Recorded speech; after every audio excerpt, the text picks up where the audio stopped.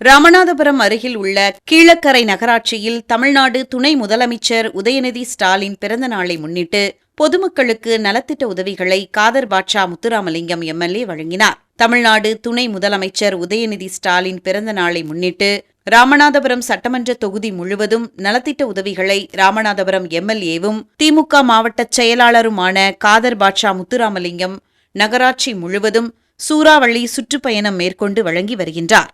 அந்த வகையில் கீழக்கரை புதிய பேருந்து நிலையம் அருகிலும், முகமது காசிம் அப்பா தர்கா பகுதிகளிலும், வடக்கு தெரு கொந்தகருணை அப்பா தர்கா பகுதியிலும் சுமார் 15,000 பேர்களுக்கு நலத்திட்ட உதவிகளை வழங்கி உரையாற்றினார். நலத்திட்ட உதவிகள் வழங்கும் விழாவில் பேசும்போது அவர் திமுக ஆட்சியின் பல்வேறு சாதனைகளை மக்கள் மத்தியில் எடுத்துரைத்தார்.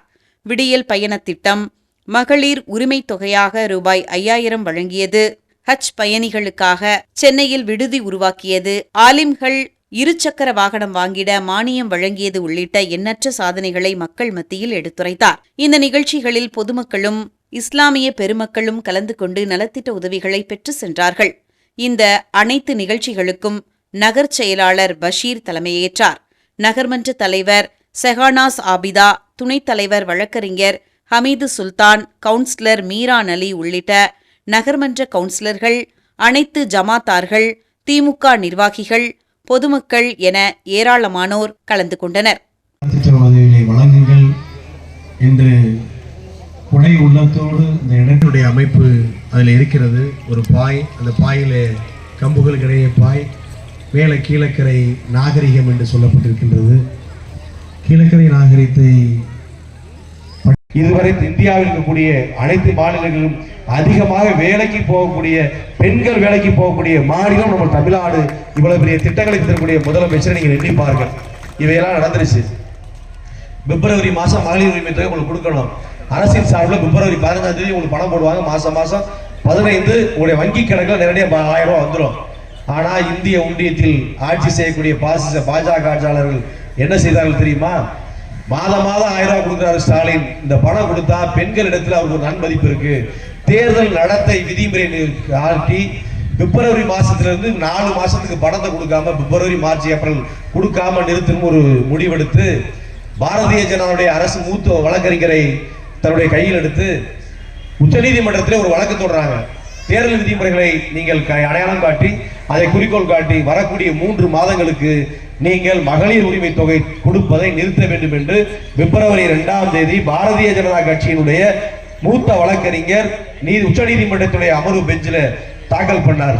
அதற்கான கவுண்டர் பதில் அளிக்க சொல்லி நம்முடைய தமிழ்நாடு அரசுக்கு வருகிறது. பிப்ரவரி 5ஆம் தேதி எண்ணி பார்த்தார் நம்முடைய தலைவர். நீ இப்படியா செய்யற? ஒரு தேர்தல் நடத்த விதிமுறையா?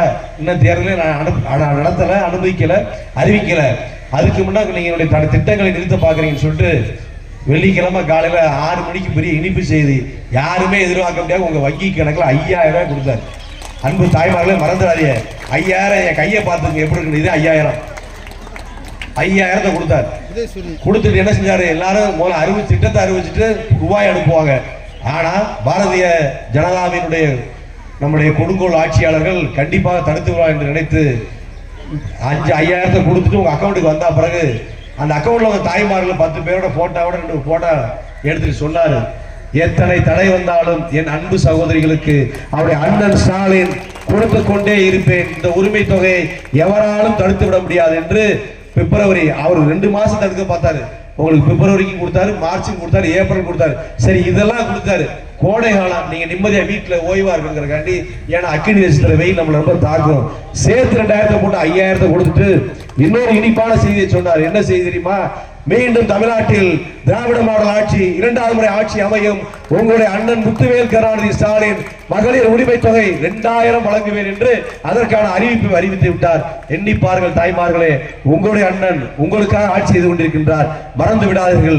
வரக்கூடிய சட்டமன்ற தேர்தலில் உங்கள் வீட்டு பிள்ளையாக இந்த நம்முடைய பகுதியில் நிற்கக்கூடியவர்களுக்கு நீங்கள் பேர் ஆதரவை தந்து மீண்டும் தமிழ்நாட்டில் நல்லாட்சி வர வேண்டும். நல்ல பல திட்டங்கள் பெண்களுக்காக வர வேண்டும். சமூக நீதிக்கான ஆட்சி நடைபெற வேண்டும். தமிழ்நாடு அமைதி பூங்காக இருக்க வேண்டும் என்றால் வரக்கூடிய தேர்தலில் மீண்டும் உதயசூரியன் சின்னத்தில் நீங்கள் வாக்களிக்க வேண்டும். சரி, இவ்வளவு பெரிய கதை பேசினமே, இதுக்கு இவர் கொடுக்கிற திட்டத்துக்கு என்னடா சம்பந்தம் நீங்க கேட்க உங்க மனதுக்குள்ள ஓடும். சொல்லிவிடுகிறேன். இவ்வளவு பெரிய திட்டங்களை வழிநடத்தக்கூடியவர் மாண்புமிகு நம்முடைய தமிழ்நாட்டுடைய துணை முதலமைச்சர்.